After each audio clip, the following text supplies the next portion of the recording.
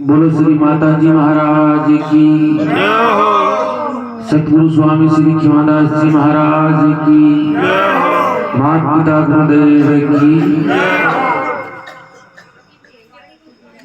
ध्यान मूलम गुरु मूर्ति पूजा मूलम गुरु पदम मंत्र मूलम गुरु महावाक्य मोक्ष मूलम गुरु कृपा। हमारे भारत देश के जितने भी शास्त्र हैं, पुराण है, वेद है, रामायण है, गीता है, हम उनको देखते हैं तो फर्स्ट पेज पे ये पाते हैं, लिखा हुआ मिलता है ध्यान मूलम गुरु मूर्ति पूजा मूलम गुरु पदम और मंत्र मूलम गुरु महावाक्य मोक्ष मूलम गुरु कृपा। कि सबसे बड़ा जो ध्यान है वो गुरु महाराज का ध्यान होता है। ध्यान मूलम गुरु मूर्ति पूजा मूलम गुरु पदम कि जो पूजा होती है वो गुरु महाराज के चरणों की होती है। ध्यान मूलम गुरु मूर्ति पूजा मूलम गुरु पदम और मंत्र मूलम गुरु महावाक्य कि जो गुरु महाराज के और संतों के जो महावाक्य होते हैं वो मंत्र के समान होते हैं। मंत्र मूलम गुरु महावाक्य और मोक्ष मूलम गुरु कृपा। यदि संतों की कृपा हमारे ऊपर होती है तो वो एक मोक्ष है। भगवान ने, ईश्वर ने 84 लाख प्रकार की योनियां बनाई है, जिसमें से एक योनि बनाई है मनुष्य मानव। वो सबसे श्रेष्ठ योनि है। मानव सबसे श्रेष्ठ योनि क्यों है कि इसको बोध होता है, ये बुद्धि के द्वारा, अपने विवेक के द्वारा ये पहचान सकता है कि सत्य और असत्य में फर्क क्या है, सत्य क्या है, असत्य क्या है, धर्म क्या है, अधर्म क्या है। कहते हैं कि तीर्थ गए फल एक है और संत मिले फल चार और सतगुरु मिले फल अनंत है कहत कबीर विचार।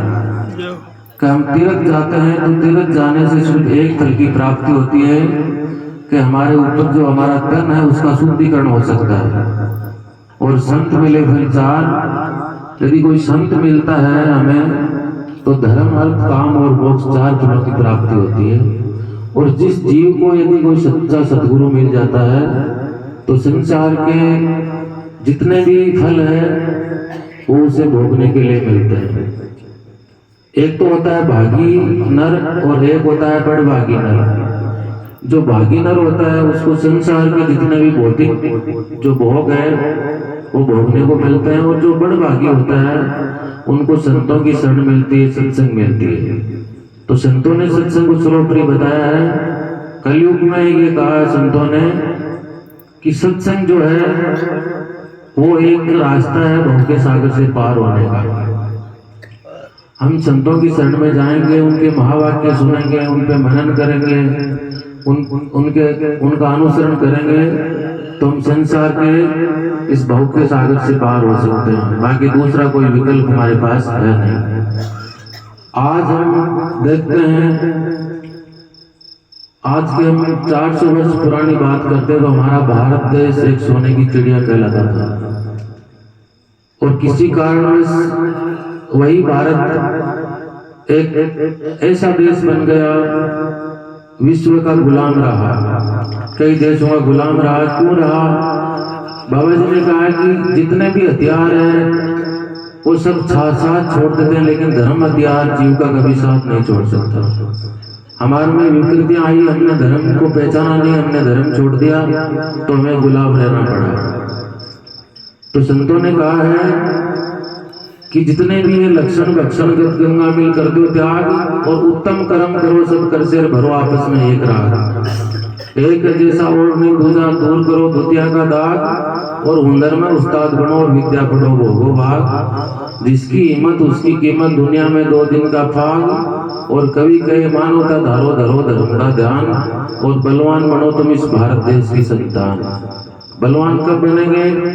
हम माता पिता का आशीर्वाद लेंगे, गुरुओं का आशीर्वाद लेंगे और हमारी कहीं न कहीं भगवान में आस्था होगी और हम विद्या पढ़ेंगे तब बलवान बनेंगे।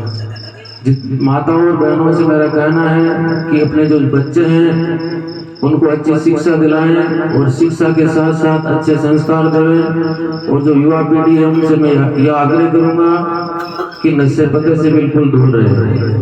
जय गुरु महाराज की जय। श्री ओमदास महाराज की जय हो।